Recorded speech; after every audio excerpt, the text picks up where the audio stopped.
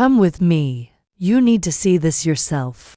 That's what the old security guard said, quiet, uneasy, like he wished he didn't have to be the one to say it.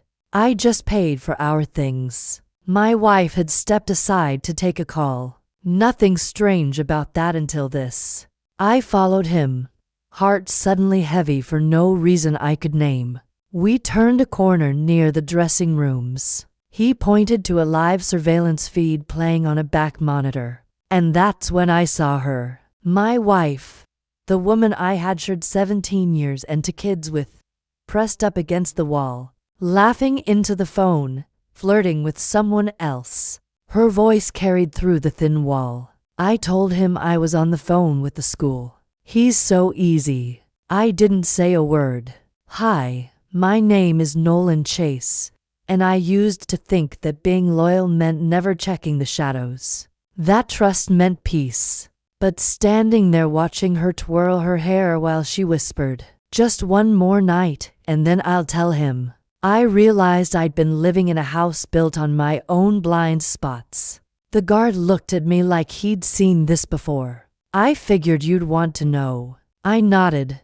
My hands didn't shake. I walked back out calmly, placed the shopping bags in the car, and when she returned, smiling like nothing happened, I kissed her forehead because she had no idea. I had already started the timer. She slid into the passenger seat, still glowing from whatever lies she told.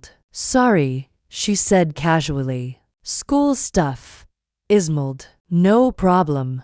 Everything good." She nodded, leaned over, kissed my cheek, and not a hint of guilt touched her voice. But inside me, something had shifted. I didn't rage. I didn't press her. I observed. That night, I lay beside her in bed, wide awake, memorizing her breathing patterns, the way she clutched her phone under the pillow like it needed protection.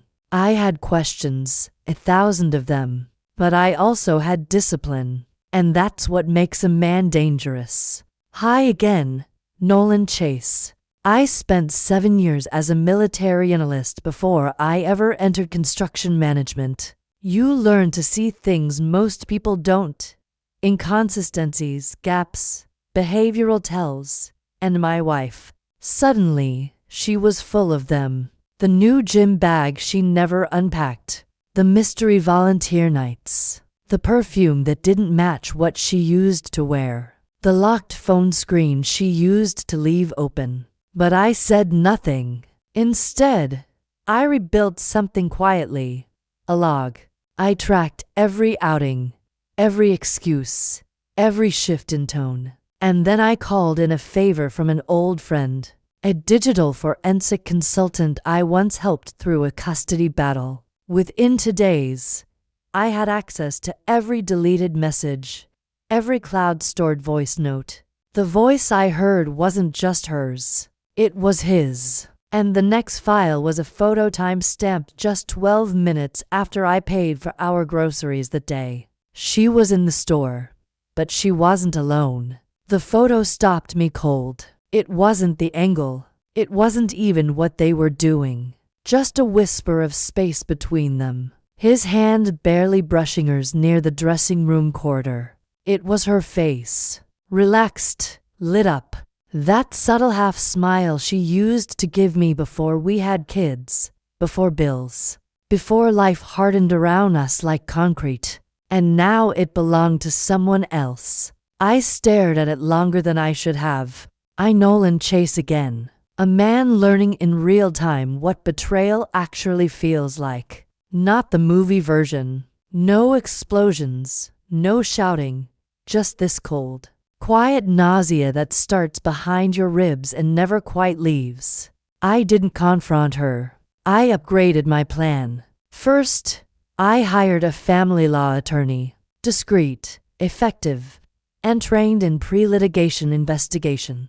We opened a folder, built a timeline. Next, I met with our financial advisor and asked one simple question. If a marital asset is being moved in secret, how early can we trace it? His reply depends how clever she thinks she is. Turns out not very. She had been siphoning off small amounts from our joint account, transferring to a private debit card under the name of a fake LLC. The name of the LLC matched his initials. I didn't flinch. I signed the documents, froze the joint accounts, transferred the house deed, legally protected through a clause we'd signed years ago when my father co-signed the loan. She couldn't sell it, couldn't leverage it.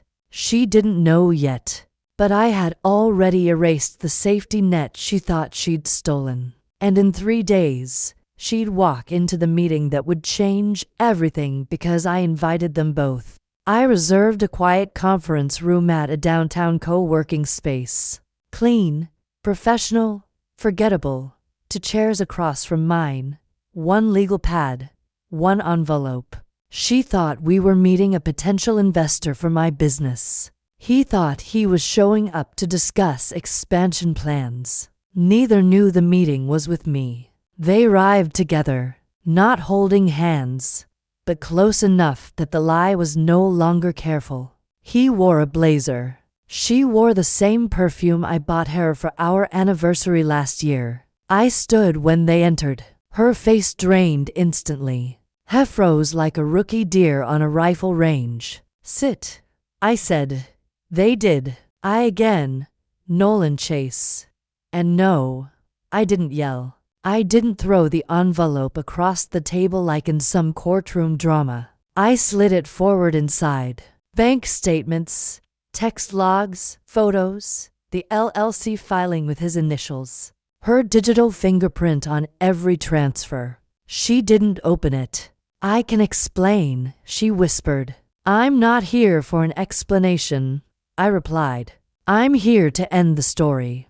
You two started behind my back. He leaned forward, trying to sound calm. You have no right to ambush us. I laughed, not loud, just once. You ambushed a marriage. I'm just returning the favor legally. Then I stood. I've already filed for separation. The house is frozen. The bank account is under investigation for fraud. And you, I looked at him, should probably call a lawyer before the IRS does. She was shaking now, not from fear, from finally realizing I wasn't bluffing. But what neither of them knew was that someone else had been watching this play out quietly. And she had just booked a flight. The someone else was my sister, Rachel. Divorce attorney, single mom, 0 tolerance for betrayal, especially when it involved me. She booked a flight the minute I sent her the files. No questions, no lectures, just one message. Don't let her spin the narrative. I'll be there Thursday. And she was, hi, Nolan, Chase again. Watching my world burn slowly and learning how to stand in the smoke without blinking. By the time Rachel arrived, the first wave had already hit. My wife tried to regain control, texting mutual friends, feeding them some vague story about emotional distance and misunderstandings. Not cheating, not fraud, just unhappiness. But I'd already sent the truth ahead of her. Facts, documents, proof. One friend called and said, Nolan, if this is true, she just nuked her own life. I didn't reply. I didn't need to. Rachel and I met with my attorney Friday morning. She brought new paperwork, ones that accelerated the process, emergency orders, asset protection clauses, custody arrangements preemptively outlined in case she tried to involve the kids. Then she looked at me across the table and asked, "Are you doing this for payback or peace?" It hit me. This wasn't just about catching them. It was about becoming someone else on the other side of it. I said, "Peace." She nodded. "Then let's finish this clean." That evening, my wife showed up at the house, the one she no longer had access to, and found the locks changed, the security code reset, and a formal letter taped to the door. She stood on the porch for 10 minutes. Didn't knock, just cried into her hands. But the cameras caught everything. And the footage would matter more than she ever expected, because on Monday morning, her employer would receive it.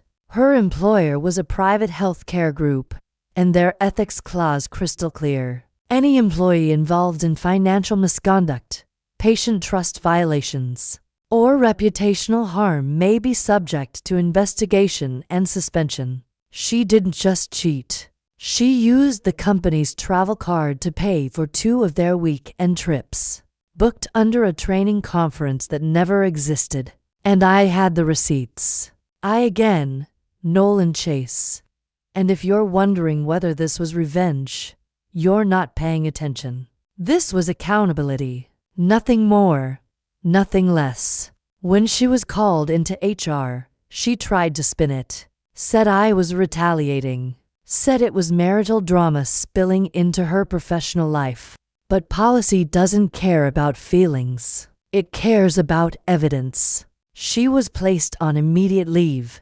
Investigation pending. Her voice message to me that night was 6 minutes long. Started with blame, then begging, then silence, and then finally rage. You don't get to destroy me just because you're hurt. I didn't respond. I was sitting with my kids watching a movie. Something we hadn't done in months without her mood swinging the room sideways. They laughed, ate popcorn, sit, steady, and that's when I knew this was the life I'd protect, not one I lost. The next day, I met with my lawyer and Rachel one last time. Everything was in motion. Division of assets, custody, petitions, protection orders. But then Rachel pulled out one last file. She slid it across the table. You ready to see what he's been hiding? She asked. I blinked. I thought we got everything. She shook her head. Not this. What I saw in those pages changed everything. Because it turns out he didn't just betray me. He betrayed the wrong family entirely. The filieracle gave me.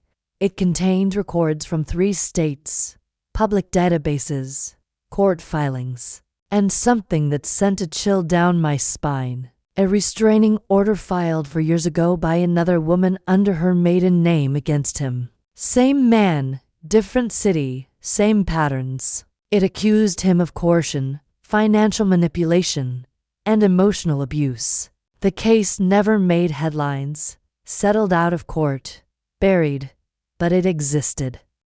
And Rachel had it. Nolan Chase. And in that moment, I stopped being the man who just wanted peace.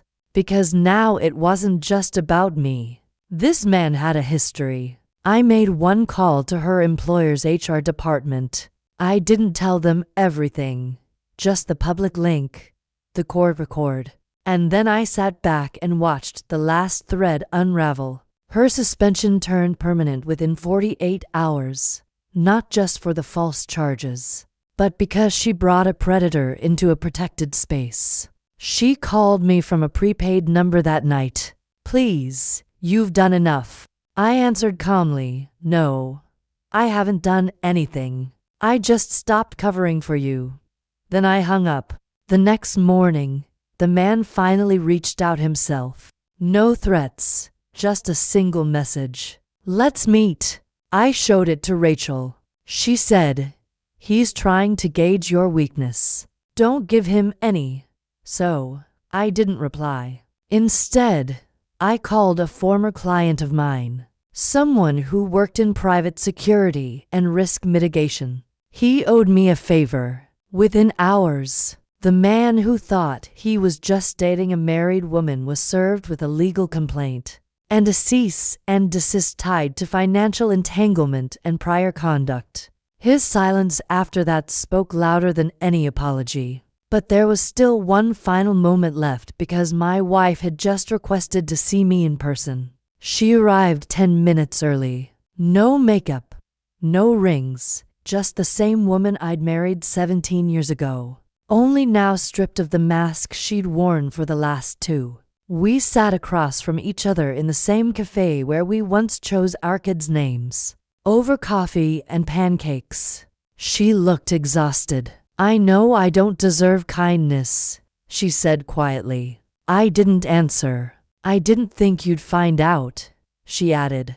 Not because you're dumb, just because you trusted me too much. I nodded once. Hi, Nolan. Chase again, sitting across from a ghost in my wife's body. Realizing that the real betrayal wasn't the affair, or the lies, or even the money. It was how easily she gambled us for someone who wouldn't even defend her once things unraveled. She reached into her purse and slid something across the table. A photo, our wedding day. You can tear it up, burn it. I just didn't want to be the only one looking at it anymore. I stared at the photo. 2 kids smiling at forever, completely unaware how fragile that word really is. Then I folded it and placed it in my jacket. I'm not here to punish you, I said, but I'm also not here to save you. She bit her lip. Tears finally came. Will you ever forgive me? I stood up. I already did. That's how I let go. She didn't follow me out. She just sat there crying over the version of her life she never thought she'd lose. I got into my car, turned on the engine, and drove home to my kids. Home to truth. Not revenge, just clarity. Because the difference between a storm and a reset is what you choose to build afterward. And I had already started.